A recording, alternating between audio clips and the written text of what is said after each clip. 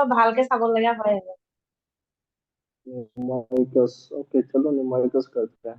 ठीक, कुछ Okay. Numericals करते हैं तो समझ में आएगा।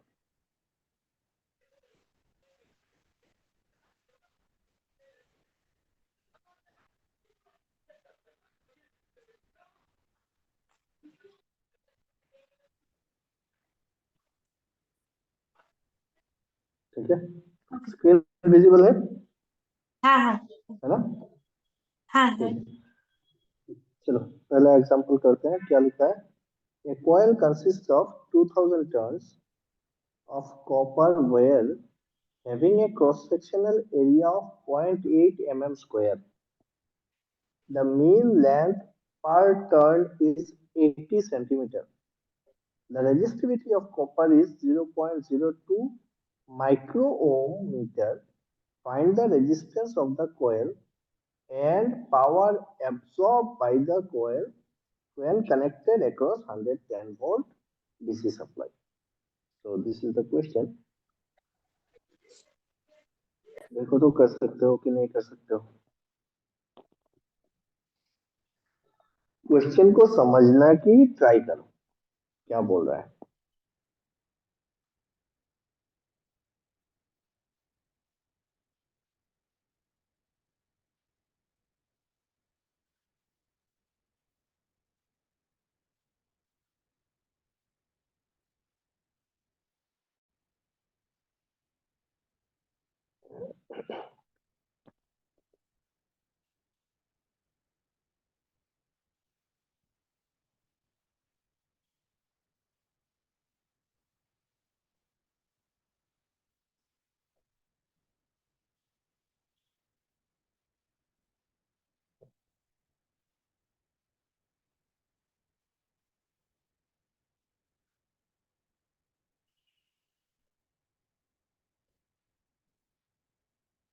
क्वेश्चन समझ में आया? हाँ सर देख रही हूँ। उधर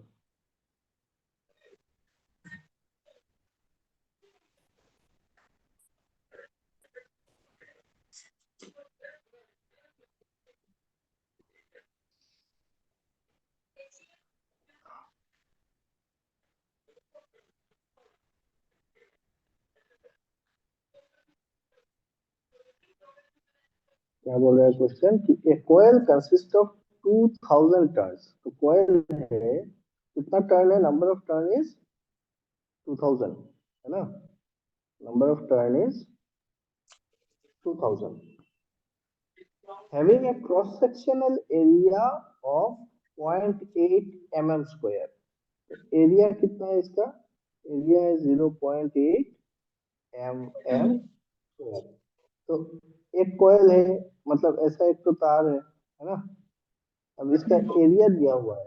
एरिया ऑफ क्रॉस सेक्शन बोलने से ये वाला पार्ट समझ में आ रहा है ना, जब हम काटते हैं तो ये दिस पार्ट। और उसका लेंथ नहीं दिया है, दिया हुआ है कि इसमें 2000 टर्न है, इस टाइप से टर्न किया हुआ है। चलो ठीक, द मीन लेंथ पर टर्न, एक एक टर्न का मीन लेंथ दिया हुआ है। एक टर्न का मीन लेंथ कितना है? 80 सेंटीमीटर। ये मीन लेंथ क्यों बोल रहा है? क्योंकि देखो अगर ऐसा एक तो कॉयल है, तो कॉयल का पकड़ लो, ये कॉयल है ना, एक टर्न है। तो इसका अगर हम अंदर अंदर से इसका अगर हम देखेंगे लेंथ, ये वाला लेंथ, और इसी कॉयल का बाहर वाला length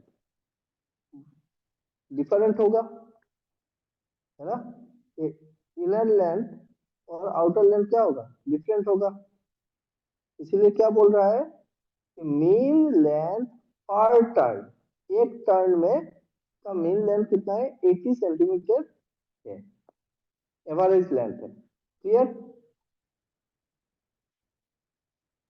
are you yes getting sir. My point?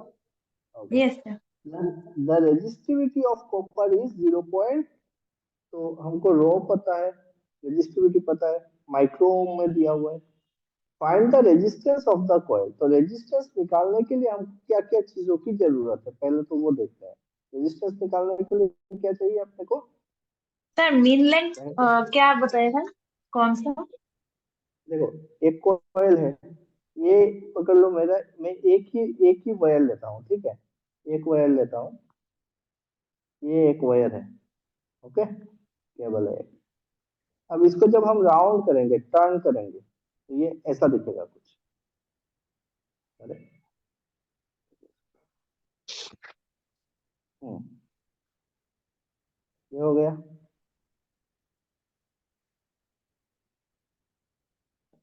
ये हो गया, है ना? यस। ऐसा कुछ।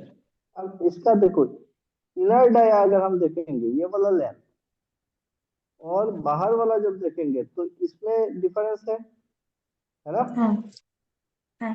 दूसरी बात, तो इसका लेंथ हम अंदर अंदर से ये वाला साइड ले, कौन सा साइड ले? दूसरी बात ये है कि जब आप इसके ऊपर और पेच मार रहे हो, पेच मार रहे हो, पेच मार रहे हो, तो जो इनर टर्न है, जो एकदम पहला टर्न है उसका, और जो बाहर वाला टर्न है, दोनों का लेंथ बराबर होगा क्या? नहीं। ये पहला टर्न हो गया, उसके ऊपर दूसरा टर्न हो गया, तीसरा टर्न हो गया, ऐसे 2000 टर्न लिए हो, तो जो हाँ, जो 2000 नंबर वाला टर्न है, जो आउटर मोस्ट टर्न है, उसका लेंथ ज्यादा होगा, उसका डायमीटर भी ज्यादा यस। है, और जो एकदम इनर वाला है उसका लेंथ कम है ना? हाँ यस। तो यहाँ पे हमको क्या बोल रहा है कि हमको तो नंबर ऑफ टर्न्स दिया हुआ है, 2000 टर्न है, और बोल रहा है मीन लेंथ पर टर्न। तो मीन का मतलब क्या होता है? एवरेज, है ना? एवरेज। तो एवरेज ले लिया है कि एक टर्न का जो लेंथ है वो 80 सेंटीमीटर बोल रहा है, ठीक है, एक टर्न का लेंथ यस। 80 सेंटीमीटर है। तो मतलब अभी हम लोग इस कंफ्यूजन में ना रहे कि भाई अंदर वाला लेंथ है कि बाहर वाला लेंथ है, तो वो बोल रहा है कि मीन लेंथ, एवरेज लेंथ, ये सब का मिला के एक लेंथ पकड़ लो कि एक टर्न को अगर हम खोलेंगे तो उसका एवरेज लेंथ कितना है?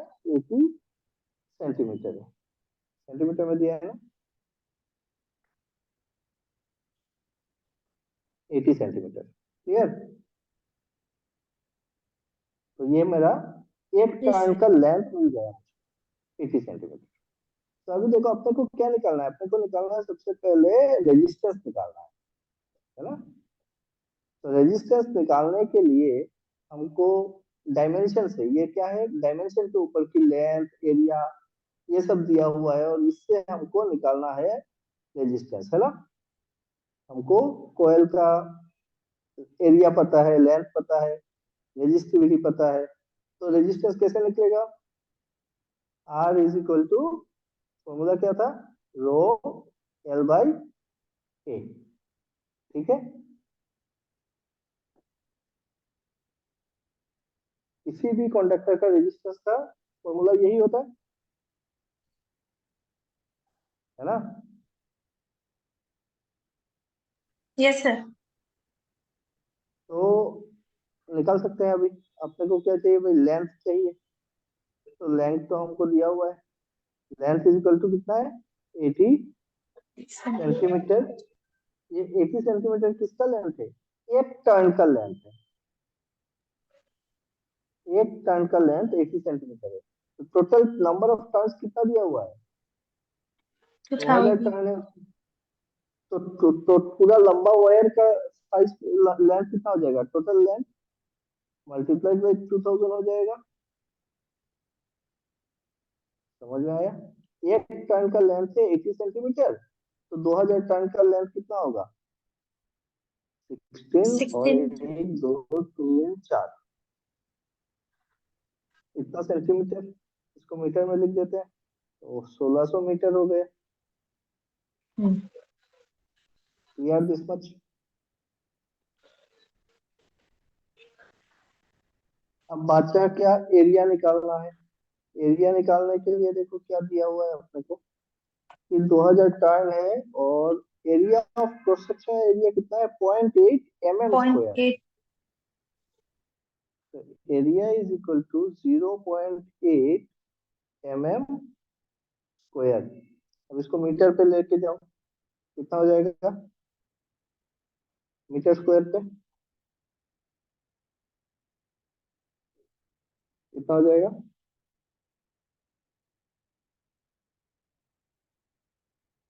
मतलब कितना, 10⁻³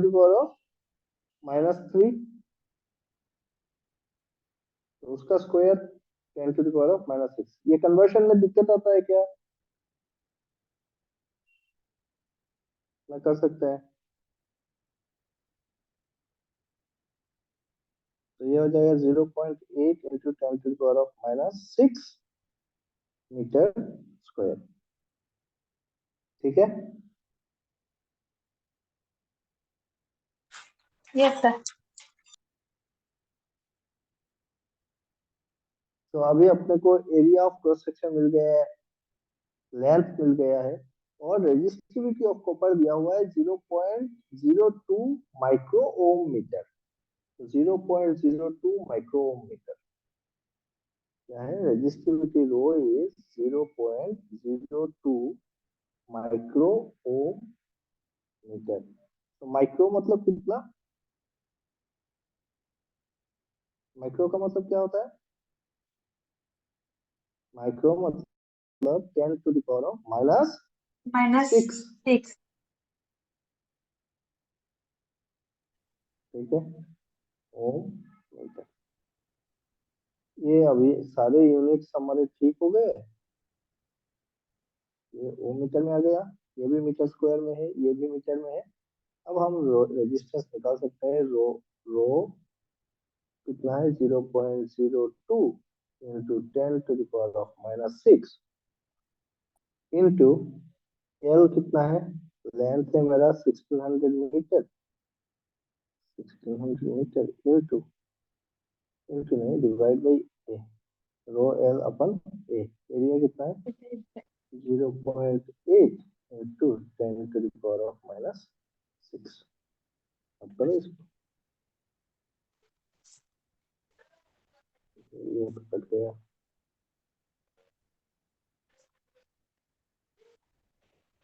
इसको मैं 8 बना देता हूँ, तो इधर से मैं 0 हटा देता हूँ, तो 0.2 हो जाएगा।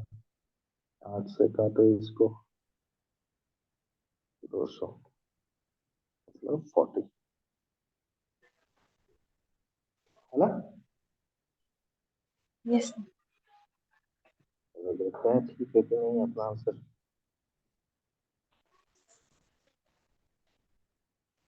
40। हाँ। ठीक है। Yes sir. अभी क्या करना है? अभी क्या करना है अपने को? पावर एब्सॉर्ब अभी निकालना। अभी निकालना है पावर एब्जॉर्ब। तो पावर निकालने के लिए क्या करेंगे कि भाई रेजिस्टेंस पता है, यहाँ पे क्या बोल रहे हैं, नेक्स्ट पार्ट देखते हैं। Find the resistance of the coil, ये तो हो गया। Power absorb by the coil when connected across 110 volt DC supply. तो सप्लाई वोल्टेज पता है, और ये वाला कॉइल जब लगाएंगे, तो कॉइल को लगाने का मतलब क्या है, कितना रेजिस्टेंस है? 40 ओम। तो 40 ओम का रेजिस्टेंस हमने कितना सप्लाई पे लगाया है? 110 वोल्ट का डीसी सप्लाई। ये हो गया। तो जब मेरे को वोल्टेज पता है और रेजिस्टेंस पता है, तो पावर एब्जॉर्ब हम निकाल सकते हैं कैसे? B V square square. अपन वी स्क्वायर बाई आर। तो वी स्क्वायर मतलब कितना हो जाएगा? 110 into 110 V square by R, मतलब 40। 0 0 कट गया। इसको अभी कैलकुलेट कर लो कितना होगा, देखो। और उससे तरह से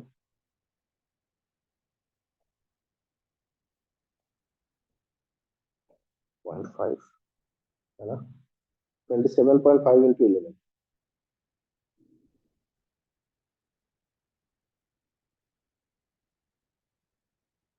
302। और यूनिट क्या होगा इसका? वाट। वाट, क्योंकि वोल्ट वोल्ट पे है और ओम में है।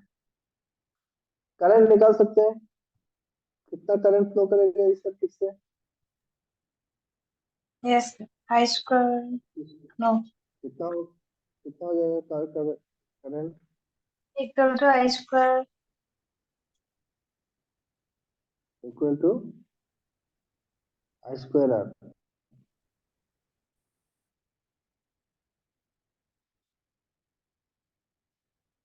कैसे निकालेंगे करंट बताओ?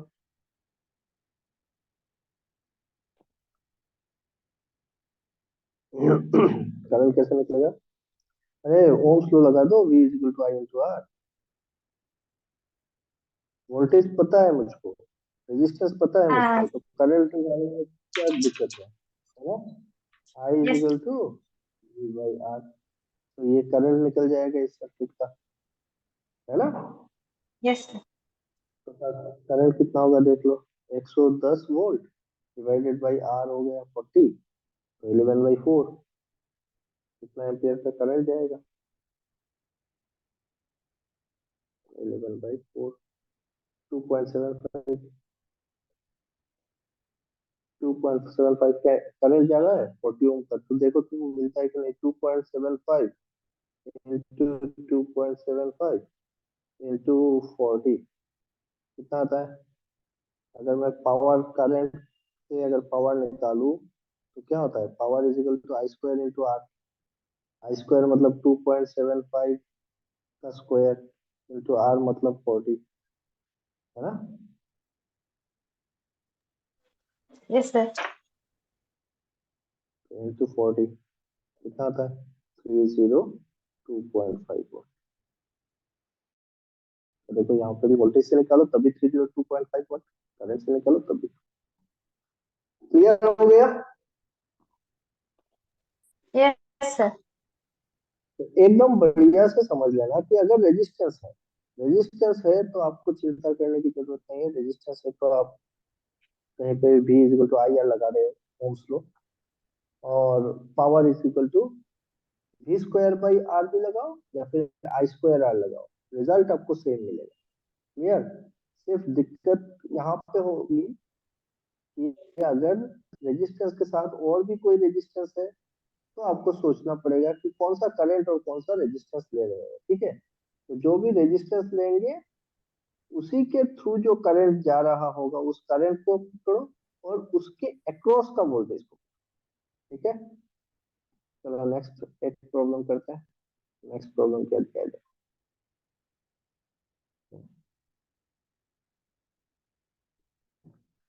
An aluminium wire 7.5 meter long is connected in a parallel with a copper wire of 6 meter long। तो एक एल्यूमिनियम का तार है और एक कॉपर का तार, एल्यूमिनियम का है कॉपर का। एक का लेंथ कितना है? 7.5, कॉपर का है 6 metre. when a current of 5 ampere is passed through the combination, तो 5 एम्पियर का करंट हम फेच कर रहे हैं। It is found that the current in the aluminium wire is 3 ampere.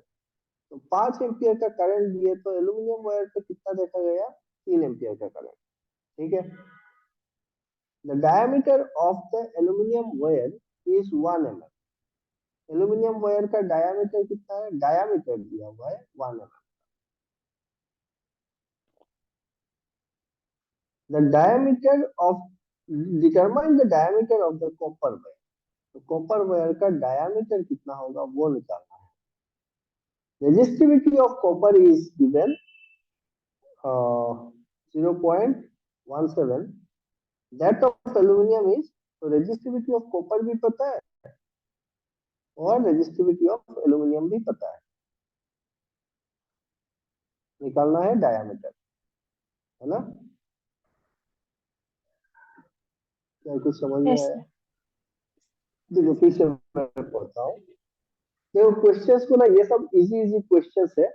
Example में जो दिया हुआ होता है किताब में, ये BL थेरेजा का किताब है और सब लोग पढ़े हैं इसलिए मैं इस किताब को ले रहा हूँ।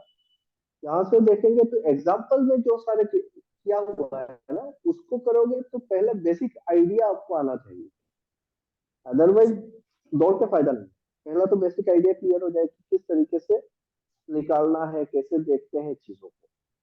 तो यहाँ पे देखो क्या बोल रहा है कि an aluminium wire of 7.5 metre, aluminium का वायर है, कितना लंबा है, 7.5 मीटर, L1। दूसरा है 6 मीटर लॉन्ग, L2, कॉपर का। करंट कितना भेजा दोनों में, 5 एम्पियर का current is pass through the combination, मतलब बैटरी करंट जो है वो बैटरी का करंट है 5 एम्पियर, सर्किट पे जा रहा है।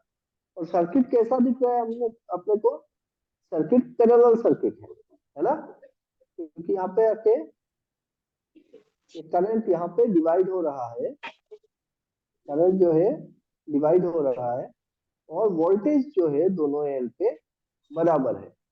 तो पैरेलल होने के लिए किसी भी सर्किट का पैरेलल होने के लिए क्या जरूरी है कि उन दोनों रेजिस्टेंस के अक्रॉस का जो वोल्टेज है वो सेम होना चाहिए, और उन दोनों में करंट जो आ रहा है वो डिवाइड होके सेम करंट निकल जाए, है ना। यस। तो पैरेलल दिख रहा है, तो अगर 3 एम्पियर का करंट एल्यूमिनियम से जा रहा है तो कॉपर से कितना करंट जा रहा होगा, 2 एम्पियर। 2 एम्पियर का करंट जा रहा है फ्रॉम किरचॉफ करंट लॉ, है ना। 5 एम्पियर का करंट यस। आया, 2 एम्पियर इधर से 3 एम्पियर। चलो ठीक है यहाँ तक। तो the diameter of aluminium wire is 1 mm। इसका डायमीटर अगर पता है तो उसका एरिया कितना होगा, एरिया नहीं दिया है, डायमीटर दिया होगा, एरिया कितना होगा बताओ।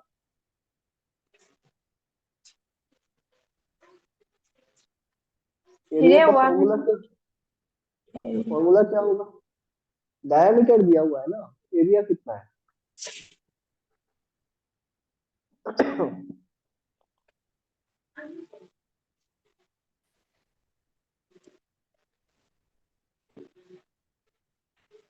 देखो वायर बोल रहा है तो उसका एरिया कैसा होगा दिखने में, सर्कुलर।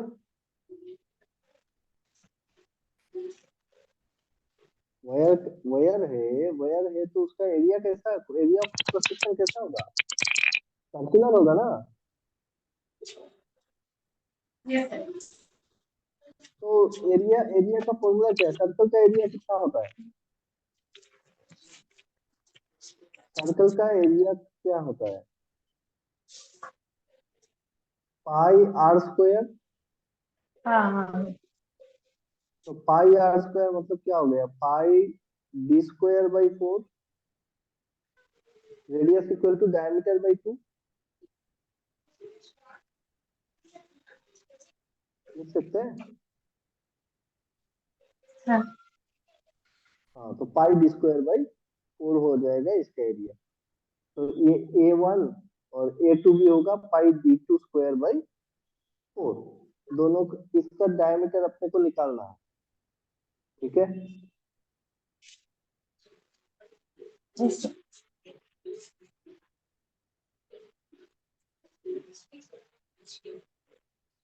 कर पाओगी,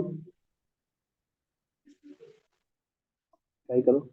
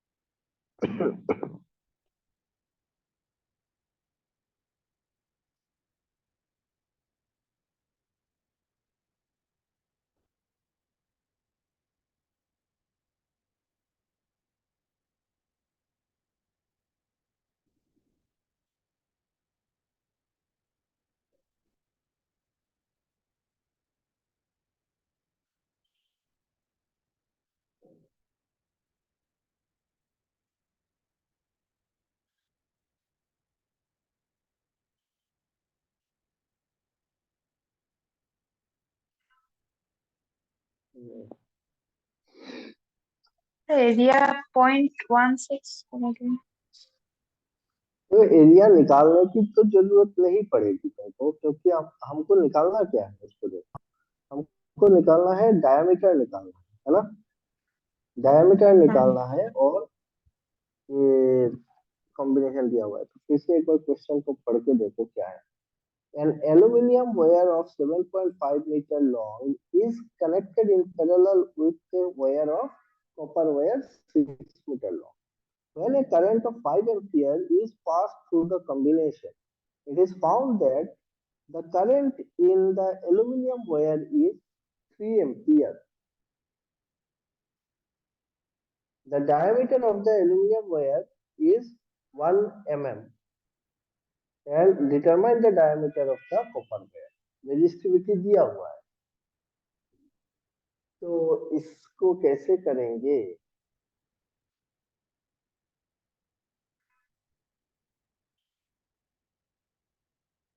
अगर हम लोग पकड़ लेते हैं, देखो कैसे करना है। तो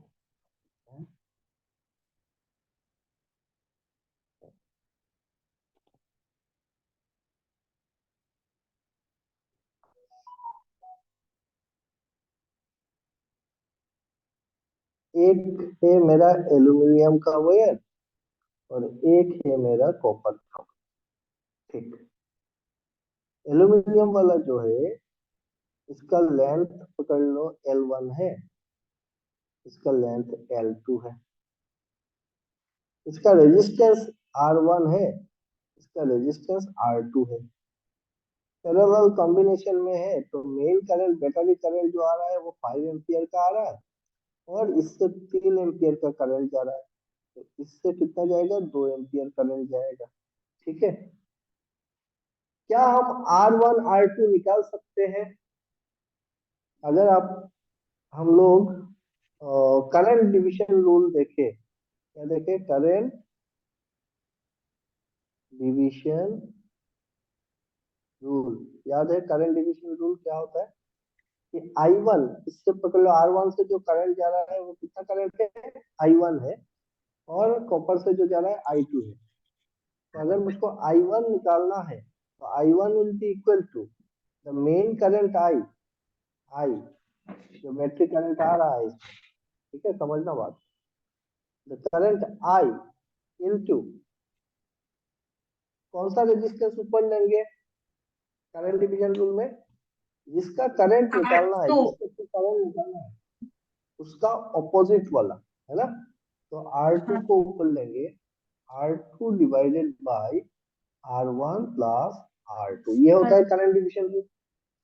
तो यहाँ से यस सर। मुझको I1 पता है, I1 is equal to 3 ampere, I I equal to 5 ampere,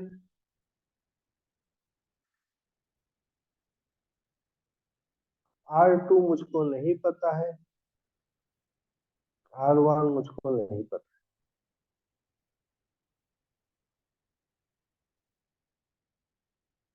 3/5 R2 by R1 plus R2। Similarly यहाँ पे अगर हम 2 एम्पियर के लिए लिखे तो क्या होगा कि 2 ampere will be equal to 5 into R1 divided by R1 plus R2। लिख सकते हैं 2/5 will be equal to R1 divided by R1 plus R2। ये 2 नंबर इक्वेशन बना दो। Am I clear.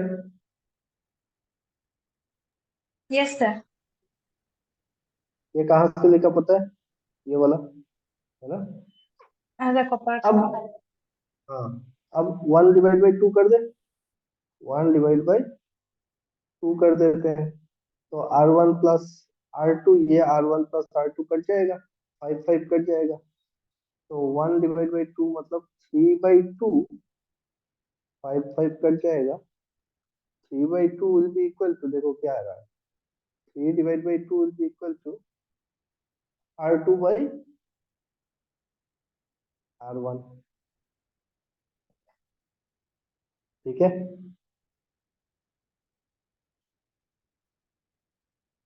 यहाँ तक क्लियर है। Yes sir. हाँ, अभी हमको इन दोनों का डायमेंशन पता है, लेंथ पता है, रेजिस्टिविटी पता है, और एक का डायमीटर पता है ना?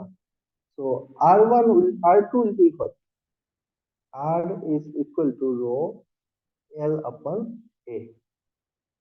तो एरिया तो नहीं दिया हुआ है, डायमीटर दिया हुआ है, तो मैं लिख सकता हूँ रो L अपन एरिया मतलब कितना है, पाई डी स्क्वायर डिवाइडेड बाई 4, लिख सकते हैं। तो 4 × रो L upon pi by D, लिख सकते हैं।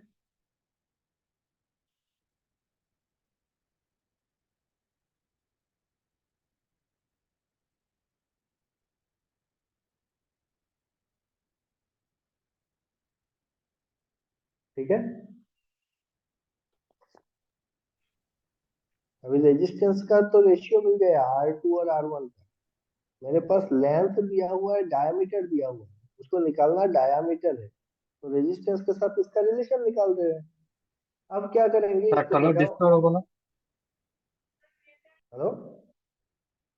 স্যার টনো ডিসকভার হবো না? हाँ चलो, एक मिनट। हाँ डी स्क्वायर, पाई डी स्क्वायर हो जाएगा। तो पाई डी स्क्वायर है, तो इसका देखो, अभी हम क्या लिख सकते हैं, लेंथ पता है ना दोनों का, लेंथ दिया हुआ है 7.5 मीटर एंड 6 मीटर लॉन्ग, और रेजिस्टिविटी भी दिया हुआ है। तो L1 is equal to what, L1 is equal to 7.5 metre aluminium का, L2 is equal to 6 metre, and what is the resistivity, 0.017 micro, 0.028, so 0.017 and 0.028, diameter 1 mm का है, 0.017, 0.017 and 0.0 कितना था,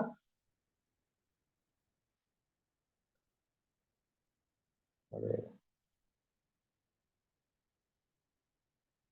0.017 एंड 0.028,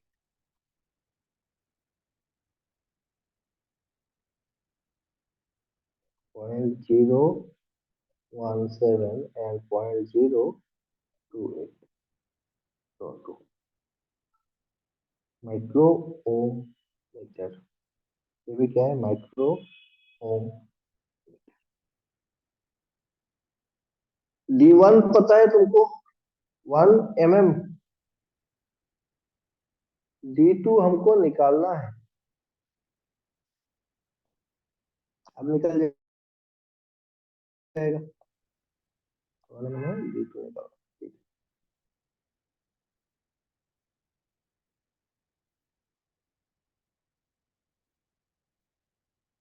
तो R2 की जगह पे इसका फॉर्मूला बेटा दो, यहीं पे कर दे।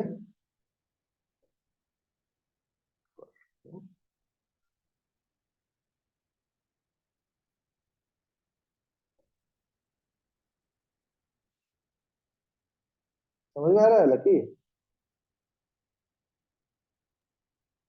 Yes sir. समझ में आ रहा है ना क्या कर रहे हैं? हाँ हाँ, आ रहा है।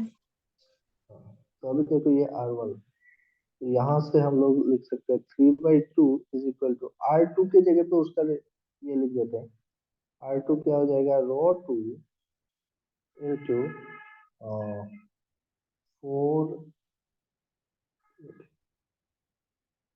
ये वाला पार्ट लिख देते हैं, रो 2 इंटू 4 इंटू L, और नीचे आ जाएगा π/2, है ना, π/2, 4 रो 2 L/2, और रो 1 इंटू 4 इंटू L1, और ऊपर जाएगा π/d1। क्या सही लिखा मैंने, समझ में आया बात? पाई D square.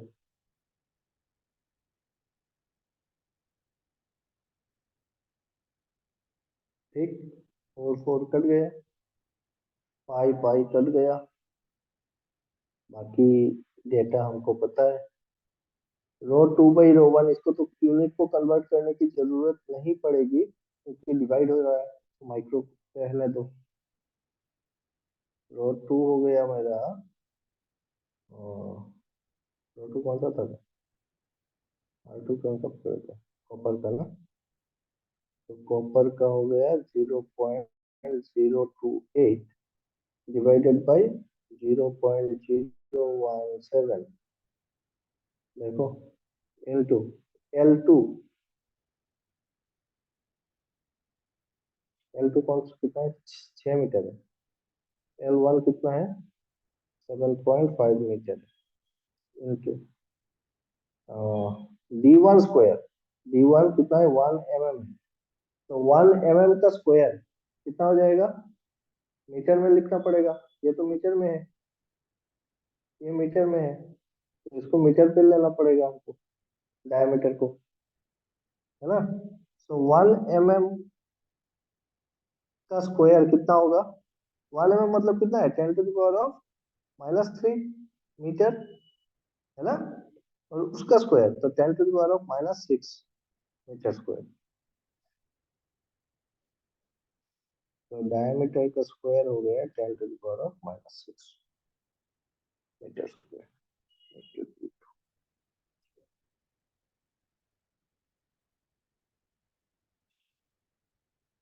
Am I clear?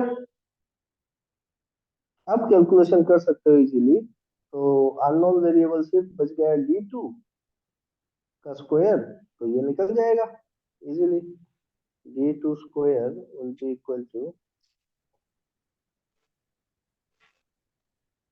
D2 square will be equal to, इसको कैलकुलेट कर लो भाई, 2/3 into 0.028 into 6 into 10⁻⁻6 divided by 0.017 into 7.5।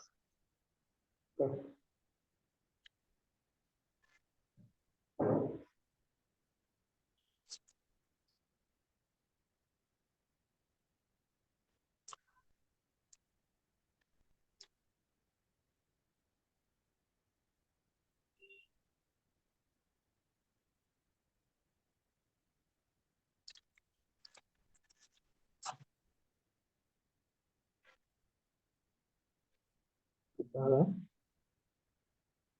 0.87,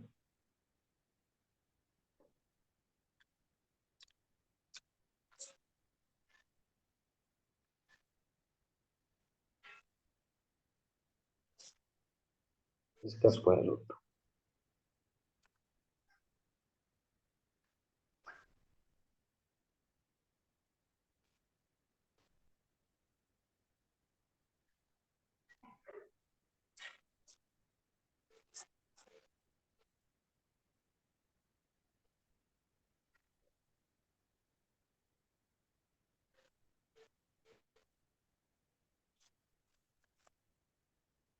ये होगा तुम्हारा डी, क्लियर,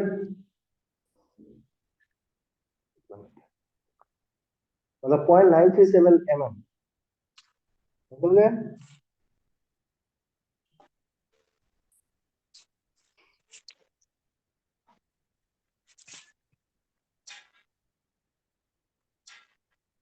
चलो देखते हैं,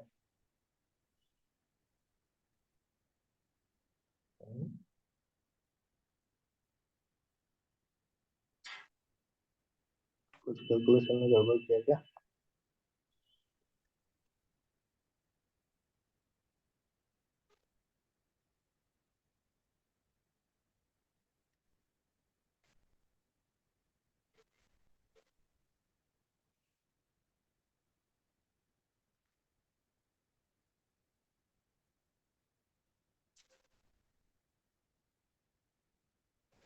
देखा कुछ कैलकुलेशन में मेरा गड़बड़ हुआ है।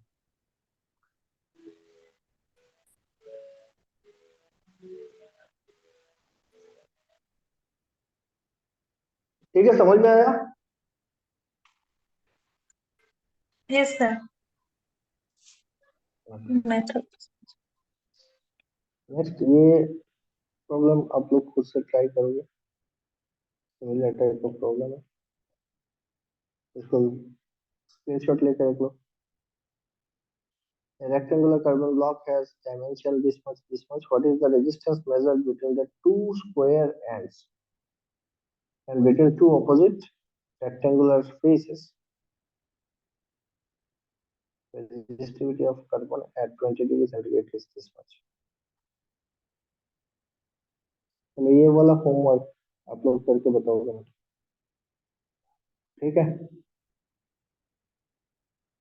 Next.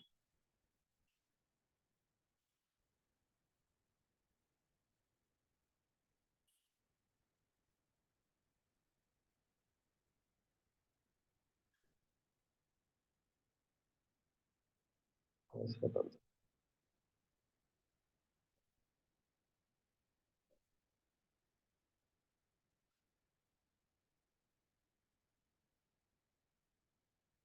Try this one. A lead wire and an iron wire are connected in parallel. एक लीड का वायर है, एक आयरन का वायर है, पैरेलल कनेक्टेड है। Their respective specific resistances are in the ratio of 49:24. The former carries 80% more current than the latter, and the latter is 47% longer than the former. Determine the ratio of their cross-sectional areas.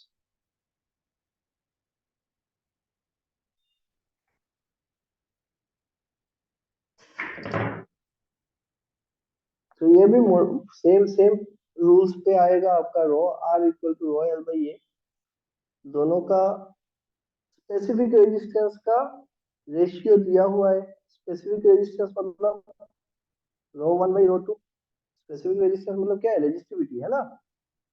तो दो wire है, एक iron का एक lead का, parallel connected है, same पहले जैसा ही है। Their respective specific resistance the former carries 80% more current. तो आप पकड़ लो I1 पकड़ लो तो दूसरा 80I1 है ना। तो 80% more current than the later,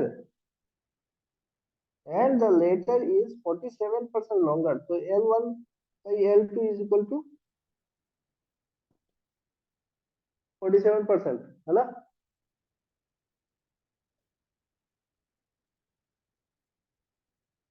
getting my point? ये भी कर सकते हो, ट्राई करना है इसको भी।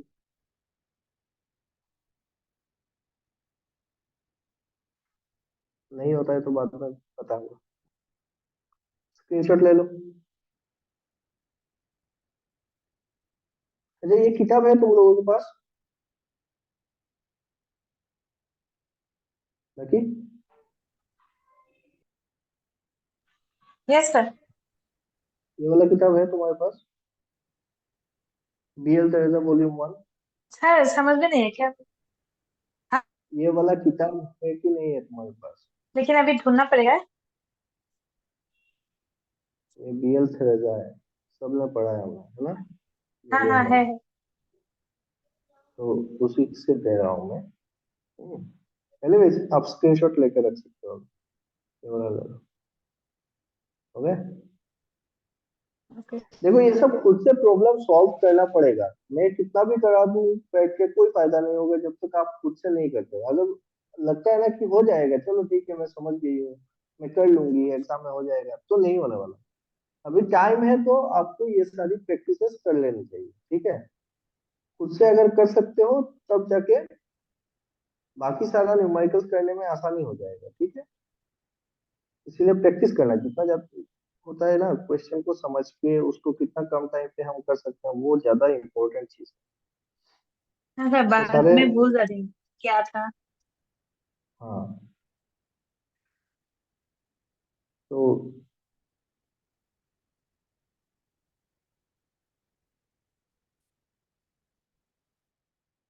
इन सबका प्रैक्टिस करना बहुत जरूरी है।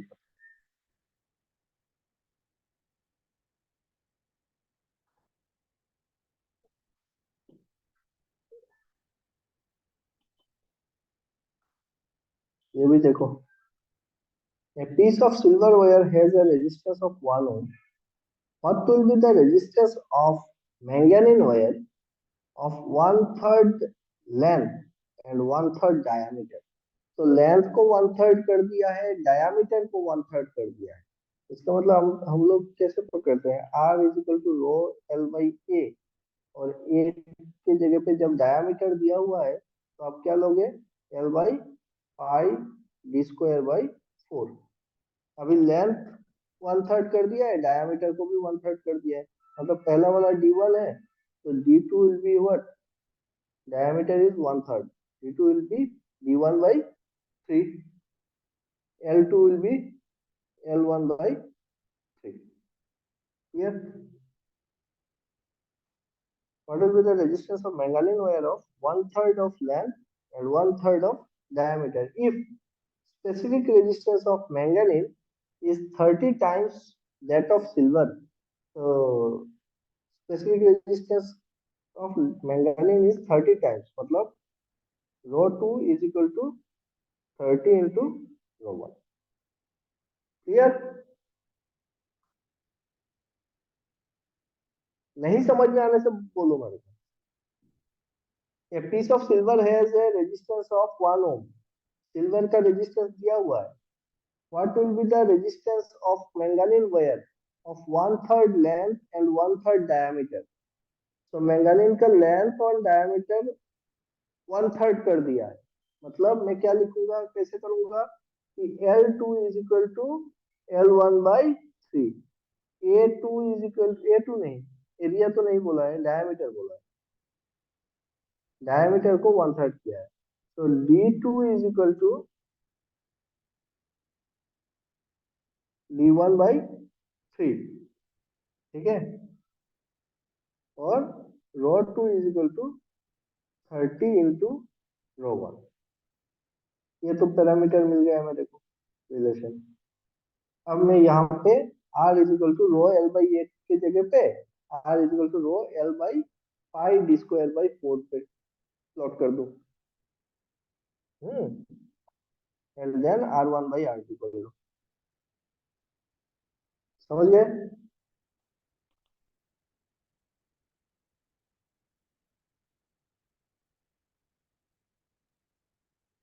Yes sir. तो r1 बाई r2 जब करोगे तो आपको क्या देखने को मिलेगा, यहाँ से ये रो 2 बाई रो 1 हो जाएगा, सॉरी रो 1 बाई रो 2 हो जाएगा, पाई पाई तो कट जाएगा आपका, 4 कट जाएगा, और यहाँ पे हो जाएगा आपका L1 डिवाइडेड बाई L2 और D2 square by D1 square, यही बचेगा। क्लियर? यहाँ से आपको रो 2 बाई रो 1 मिल जाएगा, rho 1 by rho 2 is equal to 1 by 30, है ना, L1 बाई L2 निकाल लो। क्लियर?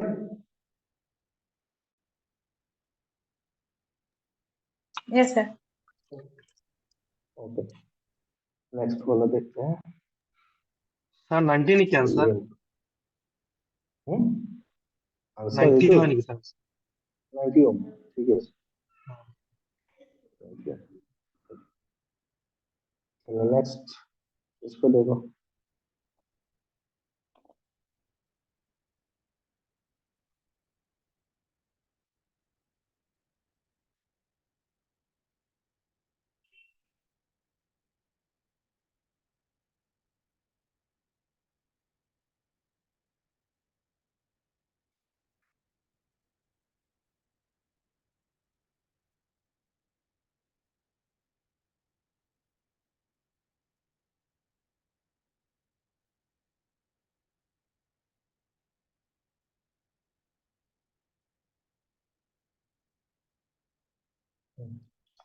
The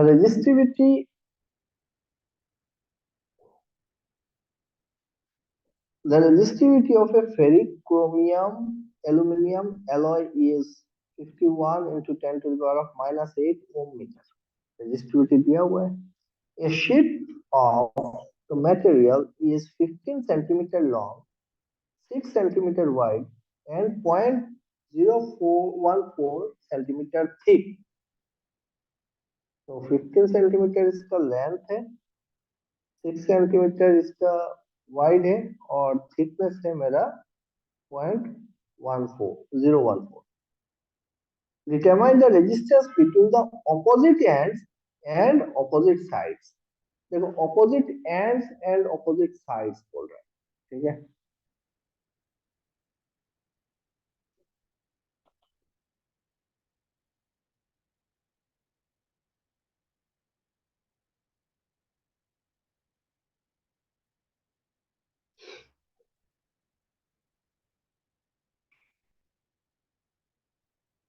clear. तो ऑपोजिट एंड कौन सा पकड़ा है, ये this is your opposite and and this is your opposite side. Resistance अलग अलग होगा, है ना। यहाँ पे आपका लेंथ कितना हो जाएगा,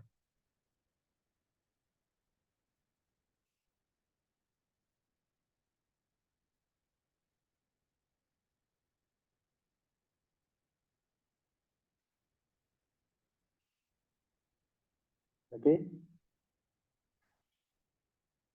ये दोनों के समझ में आया।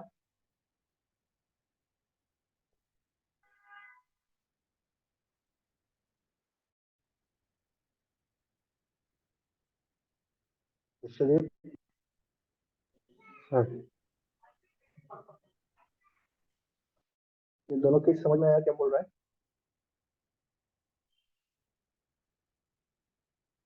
অলপ ডাউট আছে देखो স্যার। सेम ब्लॉक, हाँ सेम ब्लॉक है, देखो सेम ब्लॉक है। 6 सेंटीमीटर का इसका वाइड वाइड बोल रहा है, 15 सेंटीमीटर का लेंथ बोल रहा है, एंड 0.014 सेंटीमीटर का थिकनेस ले रहा है। तो ये अगर ऐसा बोर्ड है तो उसका ऑपोजिट साइड क्या होगा, साइड ऑपोजिट मतलब ये वाला साइड और ये पीछे वाला साइड, है ना, ऑपोजिट साइड। और एंड्स ऑपोजिट एंड्स, इस ये दोनों को ऑपोजिट एंड पकड़ा है।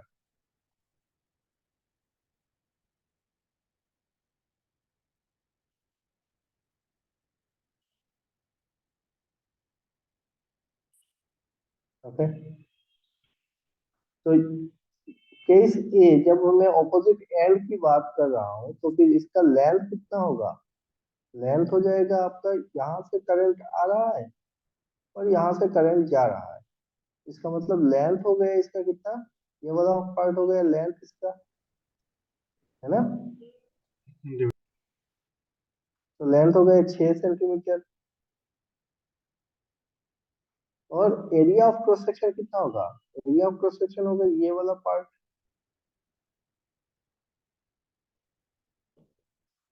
इसको काटेंगे तो ये रहेगा एरिया ऑफ क्रॉस सेक्शन। तो 15 सेंटीमीटर मल्टीप्लाइड बाई 0.014। समझ में आया। यहाँ पे L1 = 6 सेंटीमीटर पकड़ लेंगे, और एरिया कितना हो जाएगा, A1 = 0.014 इंटू 15, है ना। और इस केस में देखो क्या हो रहा है, लेंथ कितना है, L1 = 0.014 सेंटीमीटर, एंड एरिया कितना है, एरिया तो क्रॉस सेक्शन ये वाला पूरा पार्ट हो गया इसका एरिया। तो एरिया हो गया इधर से हो गया इसको 15 इंटू यहाँ से हो गया इसको 6। समझ में आया।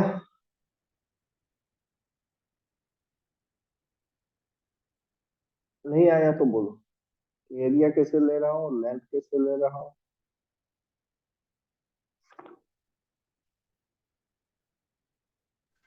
सर लेंथ एक बार बोल दीजिए, एरिया तो समझ में नहीं। देखो इससे मैं बताता हूँ। यहाँ पे देखो इसका लेंथ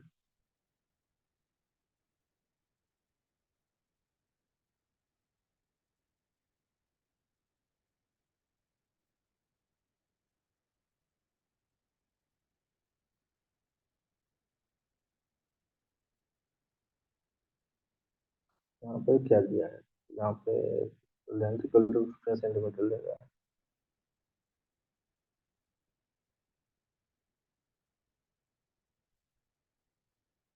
हम्म, ये कुछ गड़बड़ कर दिया है। अगर ऐसा दिया है तो फिर इस तरीके से लेना चाहिए था। लेंथ जब बोल रहा है ऑपोजिट एंड्स का बोल रहा है तो फिर आपका करंट इस तरीके से होना चाहिए, ये नहीं। तो तब मैं बोलता क्या, ये रहा लेंथ, है ना। पकड़ लो ये है करंट, जिस तरीके से जिस डायरेक्शन से जा रहा है वही तो मेरा लेंथ होगा। और जहाँ पे हम काट के इसको देख रहे हैं ये वाला पार्ट, ये होगा मेरा एरिया। ठीक है, तो इसमें देखो, अगर ये लेंथ है 15 सेंटीमीटर, अगर मैं लेंथ पकड़ता हूँ तो एरिया कितना हो जाएगा, इस ये वाला part, this part is my area.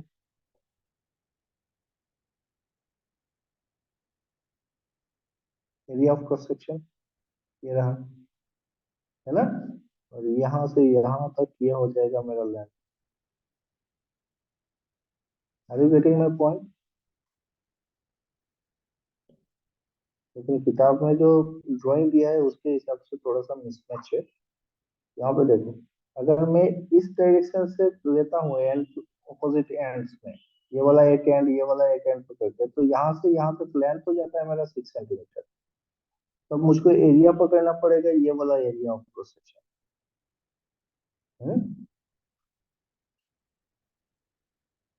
ये रहा मेरा चार्ज, वो जा रहा है इस तरीके से। तो चार्ज अगर यहाँ से जा रहा है तो वो कितना दूर ट्रेवल करता है, वो होता है मेरा लेंथ, है ना।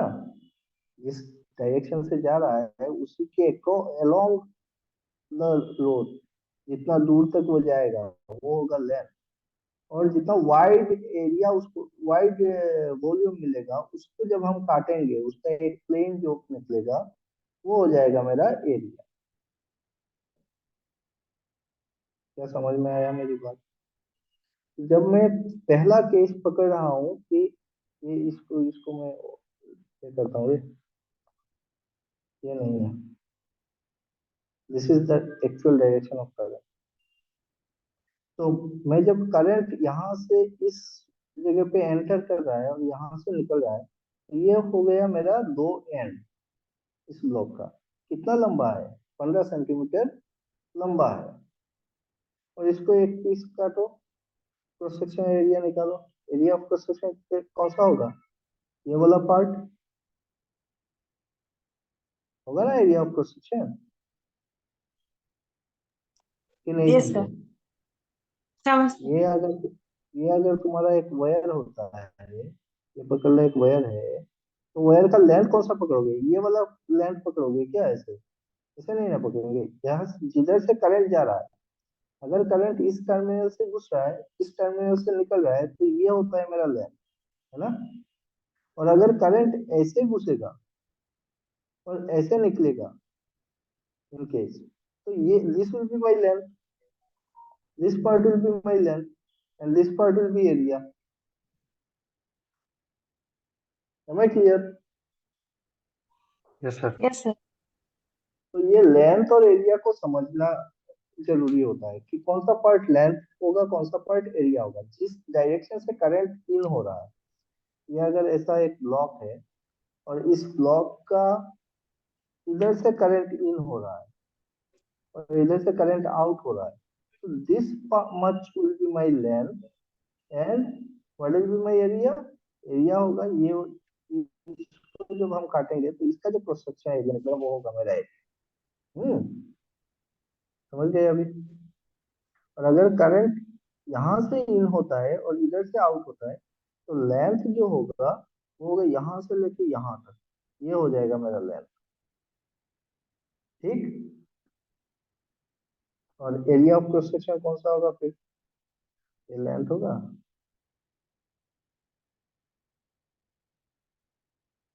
कौन सा मैं बोल रहा हूँ, बस मैं कंफ्यूज हो गया है। देखो, ये रहा एक वायर, एक ब्लॉक, ये रहा एक ब्लॉक। ठीक है, अब ये ब्लॉक है, इसको मैं 3 डायमेंशन बनाता हूँ ऐसा।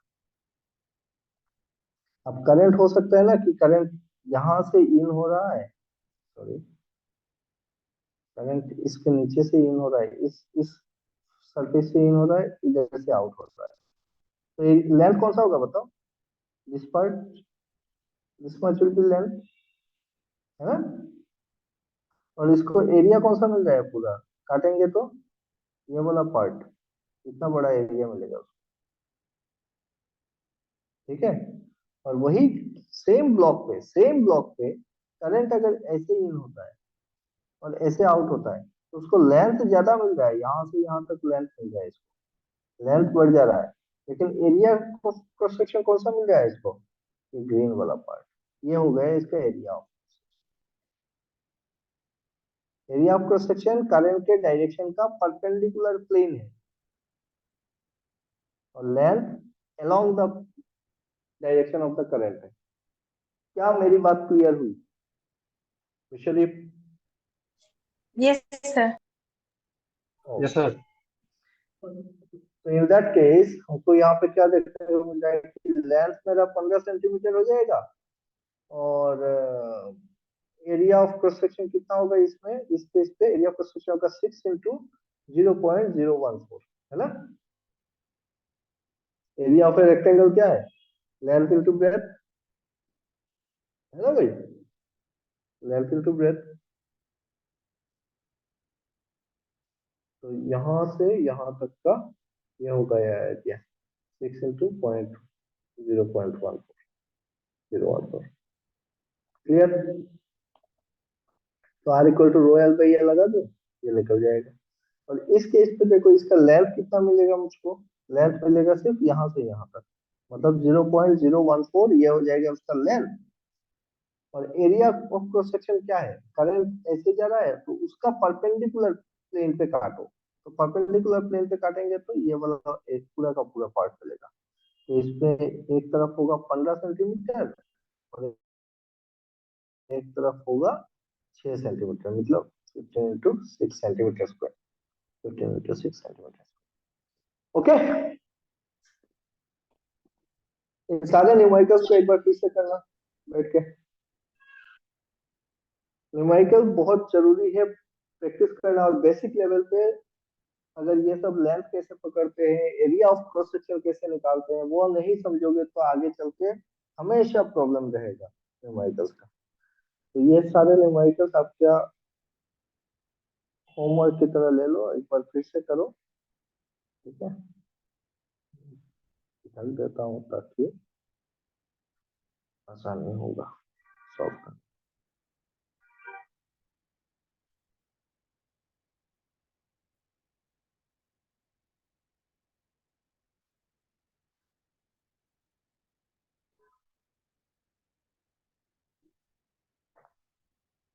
इसका भी स्क्रीनशॉट ले लो।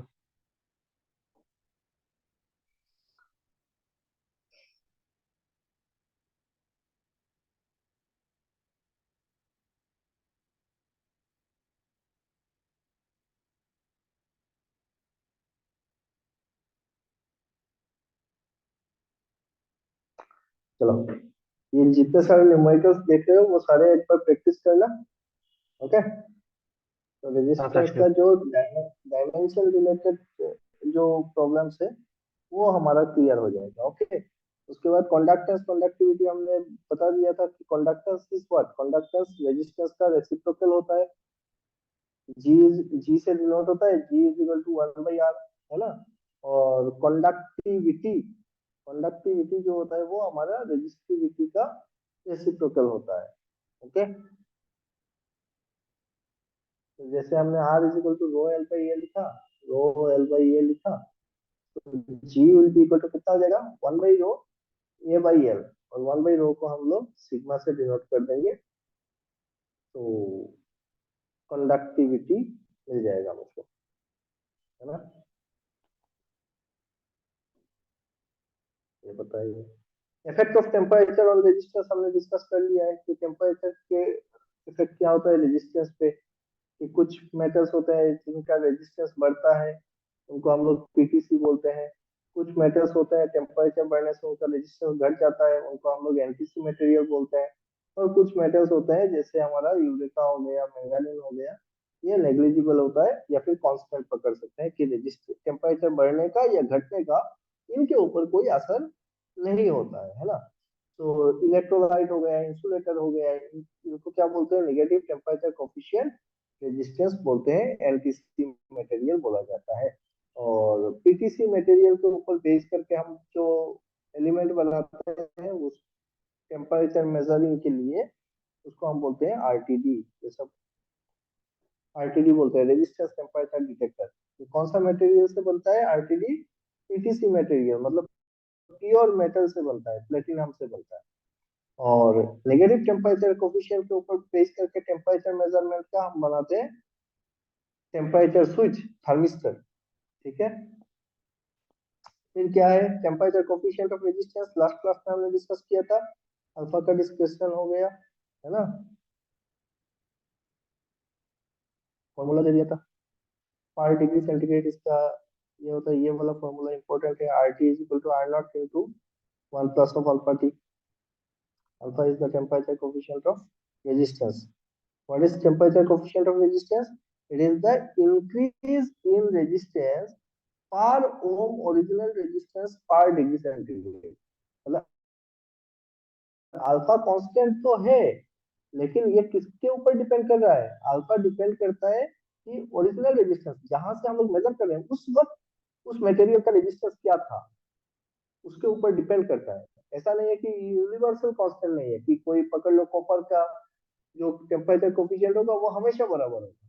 तो किसके ऊपर वेरी कर रहा है? ये वेरी कर रहा है इनिशियल टेम्परेचर के ऊपर, initial temperature and initial resistance के ऊपर वेरी करेगा। ठीक है,